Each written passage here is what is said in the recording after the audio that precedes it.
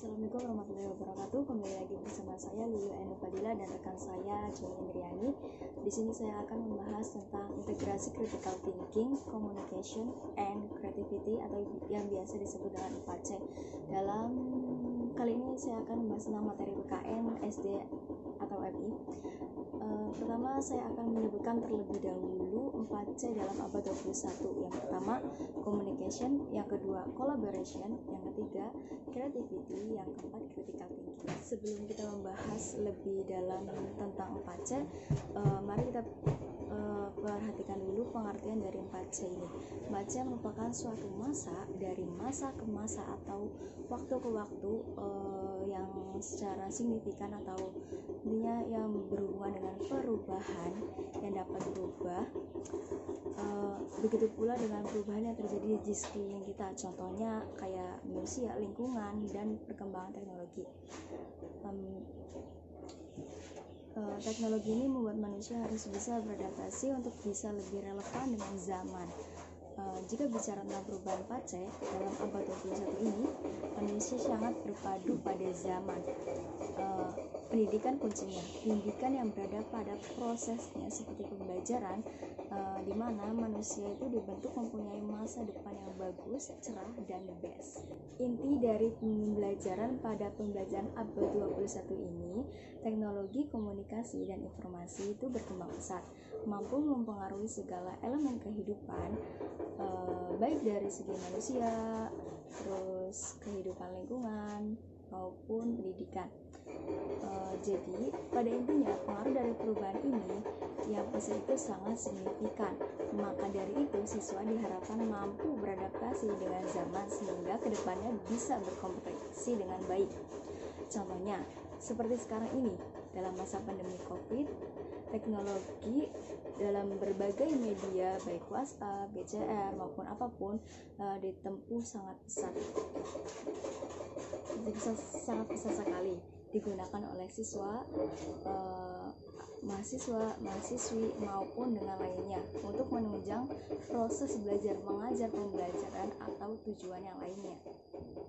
Kurikulum pembelajaran sekarang mengajarkan peserta didik untuk mempersiapkan keterampilan SDM berupa 1. Kemampuan berpikir kritis dan memecahkan suatu masalah. Yang kedua, kemampuan berkomunikasi dan bekerja sama. Yang ketiga, kemampuan menciptakan dan memperbaharui. Yang keempat, literasi, teknologi informasi dan komunikasi. Yang kelima, kemampuan belajar kontekstual. Yang keenam, kemampuan informasi dan literasi media. Berikut penjelasan mengenai konsep 4C dalam pembelajaran abad 21. Pertama saya akan bahas tentang 1. Creativity and Innovation, di mana pada elemen ini siswa diajak bisa membiasakan diri dalam mengeluarkan pendapat, menjelaskan sesuatu yang ada di pikiran anak tersebut. Nah, disitulah ide-ide inilah yang akan dipresentasikan siswa kepada teman-temannya secara terbuka sehingga akan timbullah reaksi dari teman kelasnya. Biasanya aktivitas inilah yang bisa menjadi sudut pandang siswa menjadi luas dan bisa terbuka dengan setiap pandangan yang ada. Kedua, collaboration, di mana pada elemen ini mengajak siswa untuk membuat grup atau suatu kelompok supaya bisa menyesuaikan dan memimpin anggotanya. Pada hakikatnya tujuan mengajar siswa ini bekerja sama supaya lebih efektif dengan orang lain, meningkatkan rasa empati pada orang lain, dan mau menerima pendapat orang lain karena suatu pemikiran siswa itu kan berbeda-beda. Keutamaan kerjasama ini melatih siswa supaya siswa itu dapat mempunyai rasa tanggung jawab, mudah beradaptasi dengan lingkungan, masyarakat, dan bisa memasang target tinggi untuk grup maupun dirinya sendiri atau individu. Konsep 4C pada pembelajaran abad ke-21 yang ketiga yaitu kolaborasi atau komunikasi, di mana siswa harus mampu menguasai dan memahami bagaimana cara memanajemen pembelajaran dengan cara mengkomunikasikan. Misalnya dalam kegiatan kerja kelompok atau berdiskusi, siswa harus mampu mengkomunikasikan hasil dari diskusi. Hal ini dapat meningkatkan sikap percaya diri siswa untuk mampu menyampaikan pendapat di depan kelas. Konsep yang keempat yaitu ada critical thinking and problem solving. Artinya yaitu siswa mampu berpikir kritis dan mampu memecahkan masalahnya sendiri. Dengan begitu, siswa harus mampu menganalisa dan memahami dalam setiap masalah. Nah, elemen yang ini merupakan elemen yang paling penting dalam pembelajaran abad ke-21 karena di sini siswa tidak hanya mengkomunikasikan berpikir kritis atau mengkomunikasikan, tetapi juga pada semua 4C masuk ke dalam ke 4C yang terakhir ini, yaitu berpikir kritis dalam menyelesaikan masalah. Selanjutnya, poin kompetisi pembelajaran abad 21. Yang pertama, way of thinking, yang artinya siswa itu harus memiliki keahlian untuk memiliki cara berpikir yang bisa menjadi suatu landasan dasar pada abad 21. Seperti cara berpikir kritis, kreatif dalam setiap pembelajaran.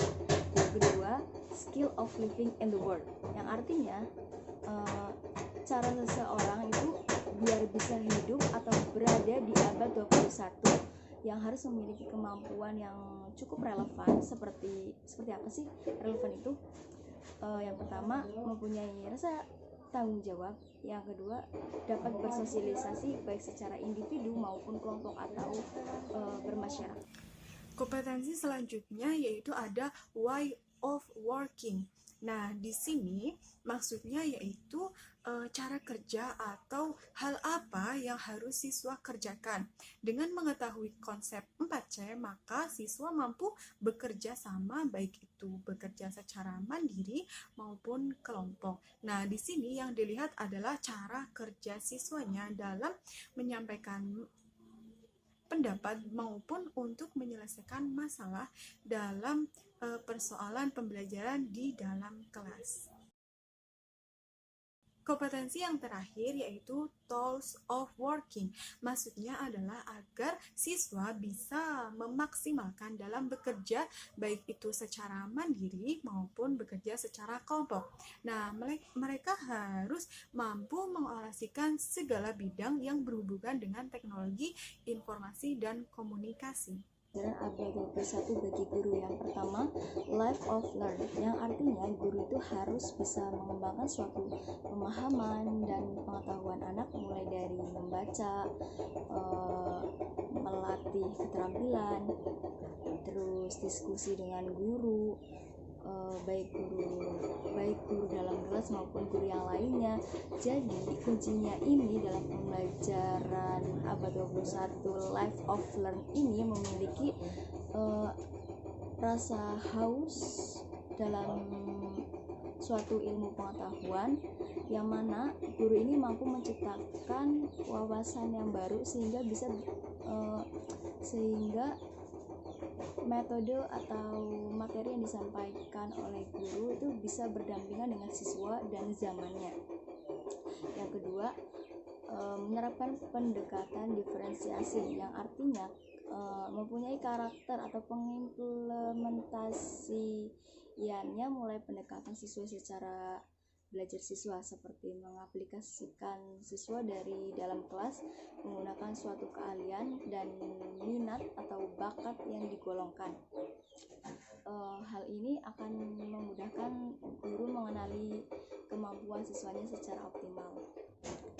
Yang ketiga, kreatif dan inovatif, yang artinya guru itu dituntut untuk bisa memberikan pembelajaran yang bagus dan sumbernya tidak dengan cara monoton saja, mempunyai variasi pembelajaran untuk membuat kelas itu lebih dinamis dan tidak bosan, karena guru itu sebagai suatu panutan ya untuk siswanya. Bila guru kreatif dan inovatif, maka siswa akan menirunya. Yang keempat, reflektif, yang artinya guru itu dapat mengembangkan suatu pembelajaran semakin lebih efektif dengan merefleksikan diri pembelajaran semakin lebih meningkat.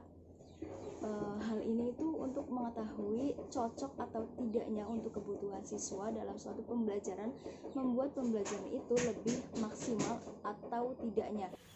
Pembelajaran abad ke-21 bagi guru selanjutnya yaitu kolaboratif, yaitu dengan memiliki karakter yang kolaboratif terhadap siswa, maka ini akan menjadi poin yang istimewa bagi guru, karena dengan kita mampu mengkomunikasikan antara guru dan siswa dalam kegiatan pembelajaran, maka pembelajaran akan berlangsung dengan baik dan mampu menciptakan kenyamanan dalam diri siswa dalam kegiatan belajar mengajar di kelas.